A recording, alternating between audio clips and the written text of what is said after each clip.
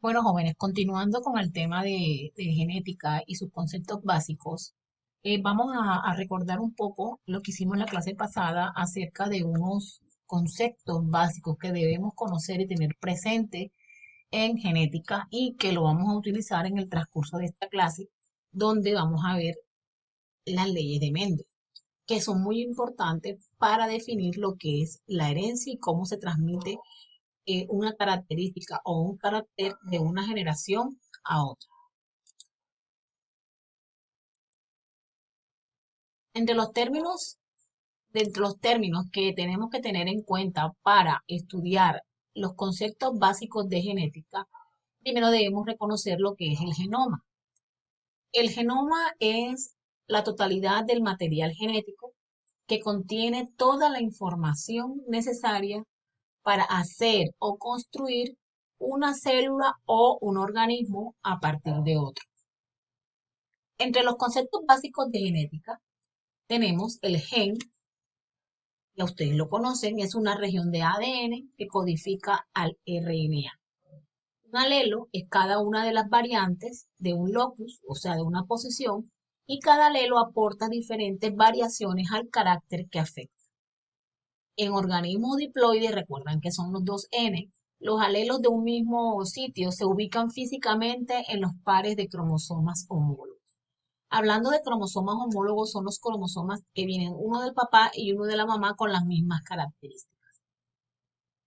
Hablando de locus, es la ubicación del gen dentro de ese cromosoma y que ese locus puede tener varios alelos posibles. Una línea pura es la descendencia de uno o más individuos de constitución genética idéntica obteniéndose por cruces o autofecundación. La palabra homocigoto significa también raza pura, un individuo puro para uno o más caracteres, es decir, que en ambos lucos posee el mismo alelo. Se pueden representar con letras minúsculas y letras mayúsculas. Normalmente son en pareja. Si son dos letras mayúsculas, van a ser las mismas letras en mayúsculas o las mismas letras en minúsculas. Cuando las letras están en minúsculos se dice que es recesivo y cuando las letras están en mayúsculas se dice que es dominante. Eso lo tenemos que manejar muy claro. Heterocigoto o híbrido, que significa lo mismo, individuo que para un gen tiene un alelo distinto en cada cromosoma homólogo. Su representación mendeliana es A mayúscula, A minúscula. Quiere decir que una A viene del padre y una A viene de la madre. Ahora hay que reconocer de cuál de los dos vendría. Entonces, ahí se llamaría heterocigoto o híbrido porque tiene dos características, pero siempre va a prevalecer la dominante. La autofecundación, la palabra lo dice, autofecundación, donde los gametos masculinos de un individuo se fecundan con los óvulos del mismo individuo. Es indispensable que sean especies monoicas como en el caso de la lombriz de tierra y algunas plantas. Híbrido es el resultado de cruzamiento o apareamiento de dos individuos puros homocigotos, uno de ellos es recesivo y el otro dominante para uno o varios caracteres, que fue lo que dijimos anteriormente en heterocigoto. El cigoto o huevo es la célula resultante de la unión de dos gametos haploides. En tanto, él se vuelve diploide. Generalmente experimenta una serie de divisiones celulares hasta que constituye en un organismo completo. Ahí tenemos el ejemplo de cuando se une el óvulo de la mujer con el espermatozoide del hombre. La primera célula que se forma se llama cigoto. Haploide, que posee un solo juego de cromosomas, se representa con la letra N, característico de los gametos eucariotas. El óvulo es haploide porque tiene un número impar de cromosomas, 23. Y el espermatozoide es haploide porque tiene un número impar de cromosomas, o sea, 23.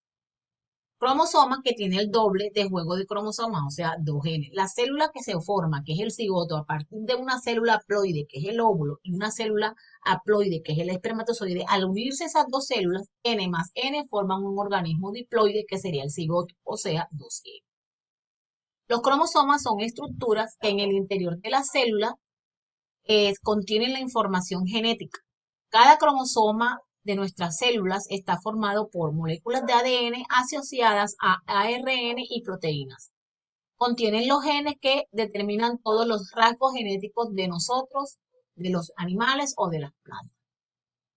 Ahora tengamos en cuenta que los genes están en los cromosomas. El genoma humano es la secuencia de nucleótidos en el ADN, presente en los 23 pares de cromosomas que se localizan en el núcleo de cada célula humana diploide. Aquí podemos ver el ADN se encuentra dentro de los cromosomas y recuerde que ese cromosoma se encuentra en el núcleo de la célula. Aquí tenemos el núcleo. Dentro del núcleo están los cromosomas, dentro de los cromosomas están los genes y dentro del gen está el ADN, formado por nucleótidos. En los 46 cromosomas de una célula humana pueden haber 3.000 millones de pares de bases. Esto es como contener información equivalente a 600.000 páginas impresas de 500 palabras cada una. El ser humano cuenta aproximadamente con 30.000 genes. Ahora, meiosis es el proceso de división celular que permite a una célula diploide generar células haploides en eucariotas. En este proceso se produce una replicación del DNA o de ADN en la fase S y dos segregaciones cromosómicas de manera que una célula inicial diploide sostiene 4 células. Gen o alelo dominante cuya presencia impide que se manifieste la acción de otro alelo distinto para el mismo carácter. Gen o alelo recesivo, que solo manifiesta su acción en ausencia de un alelo dominante, es decir, únicamente aparece en el fenotipo si se encuentra homocigos. Genes codominantes, alelos para el mismo carácter que poseen idéntica capacidad para expresarse y cuando se encuentran juntos en el mismo individuo, este manifiesta la acción de ambos. Recordemos que los términos dominantes y recesivos se refieren que la información para una receta la recibimos por partida doble, la que procede del padre y la que procede de la madre. Pues para cada uno de ellos nos aportan un elemento de cada uno de sus pares de cromosomas. Se expresa o se manifiesta de acuerdo a cómo recibimos la información contenida en esta receta. Cariotipo es la composición fotográfica de los pares de cromosomas de una célula ordenados según su patrón estándar.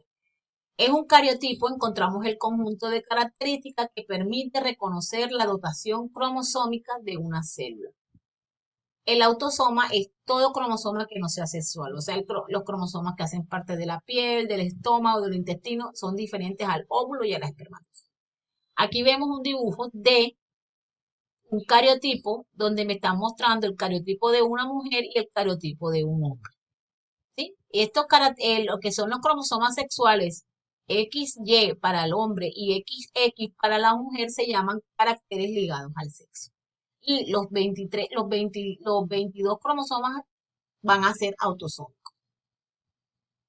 Genotipo, ya lo sabemos, son los factores hereditarios internos de un organismo, sus genes y por extensión su genoma. Y fenotipo, las cualidades físicas observables externas en un organismo, incluyendo su morfología, fisiología y conducta en todos los niveles de expresión. Recuerden que el genotipo es todo el mapa genético que tenemos por dentro y el fenotipo es lo que sale a flote de ese mapa. Ahora, carácter hereditario es la característica morfológica, estructural o fisiológica presente en un ser vivo y que se transmite de una descendencia a otra. El color del cabello, el color de los ojos, la estatura, todo eso se transmite de una generación a otra. ¿Quién fue el que estudió toda esta parte de la genética? Mendel. Mendel fue un monje austriaco nacido en el año 1822 y fue el primero en encontrar un camino científico para los estudios sobre la herencia. ¿Qué hizo él? Cultivó guisantes o arvejas en un huerto y descubrió las leyes que llevan su propio nombre, que son los fundamentos básicos de genética. Mendel cruzó razas puras de guisantes que diferían en una o más características definidas y siguió por lo menos durante 2 generaciones la progenie de estos cruzamientos. En 1896 entrega sus trabajos a la Real Sociedad Botánica de Inglaterra, que los archiva y publicó sus trabajos en el año 1866. Y en 1869 pasó inadvertido. Fue hasta en el año 1900 cuando Karl Correns de Alemania y Hugo de Vries de Holanda y Erich von Schermark de Austria descubrieron sus su importancia, pero Mendel no vive para verlo, pues muere en el año 1800.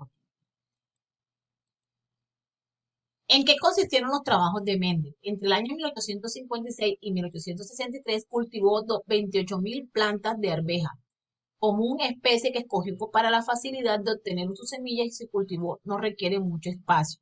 Crecen muy rápido y se reproducen en poco tiempo. Tienen flores hermafroditas, es decir, con órganos reproductivos tanto masculinos como femeninos en la misma flor, lo que permite su autofecundación. Y una serie de características que se manifiestan solamente en dos formas. Mendel estudió estas características e hizo manualmente fecundación cruzada, tomando el polen de una flor y colocándolo en otra. ¿Qué hizo? Eligió el material vegetal que no necesita tantos cuidados y que tiene más facilidad para inseminar, es más resistente, no ocupa tanto espacio y sus tiempos de reproducción son rápidos y no tienen plantas, no tienen tantas plagas. El segundo paso fue que planeó cuidadosamente sus experimentos estudiando las características físicas o morfológicas, es decir, el fenotipo de planta que se cruzaba. Y comenzó analizando sus características por cruce, estudiando varias generaciones. Contó los descendientes y analizó los resultados, no solo de forma visual, sino también matemática. Y postuló tres leyes, que fueron la ley del principio de la uniformidad, la ley del principio de la segregación y el principio de la transmisión independiente.